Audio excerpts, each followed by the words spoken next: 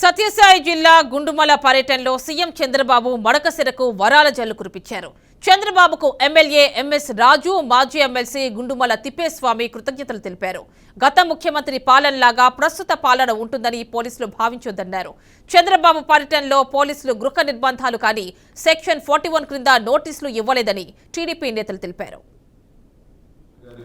మడకసిర నియోజకవర్గ పర్యటన ఎన్టీఆర్ భరోసా పెన్షన్ కార్యక్రమాన్ని నేరుగా లబ్ధిదారులకు ఇచ్చేటువంటి కార్యక్రమంలో ఈ నియోజకవర్గంలో పాల్గొనడం, గుండుమల గ్రామంలో లబ్ధిదారులకు పెన్షన్ ఇచ్చి ఆ గ్రామ ప్రజలతో ముఖాముఖి కార్యక్రమంలో పాల్గొని ఈ నియోజకవర్గ శాశ్వత సమస్యల పైన హామీ గురించి కానీ అనేక మడకసిర నియోజకవర్గ అభివృద్ధి కోసం వరాల జల్లు కురిపించిన నారా చంద్రబాబు నాయుడు గారికి స్థానిక శాసనసభ్యుడిగా, తెలుగుదేశం పార్టీ ఇన్ఛార్జిగా, మాజీ ఎమ్మెల్సీగా, రాష్ట్ర కార్యదర్శిగా అందరం కలిసి ప్రత్యేక కృతజ్ఞతలు, ధన్యవాదాలు తెలియజేసుకుంటా ఉన్నాం.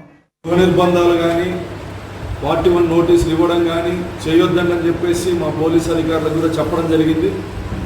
వాళ్ళు కూడా సమన్వయంతోనే వ్యవహరించారు. అయితే ఉన్నత స్థాయి అధికారుల నుంచి వచ్చిన లిస్ట్ ఏదైతే ఉందో వాళ్ళకి ఇంటి దగ్గరికి పోయి ఇన్ఫర్మేషన్ ఇవ్వడం జరిగింది. ముందస్తు అరెస్టులకి మా ప్రభుత్వం పూర్తి వ్యతిరేకమని మా యువనేత నారా లోకేష్ గారు కూడా ట్వీట్ చేసి మీడియాకు చెప్పడం జరిగింది.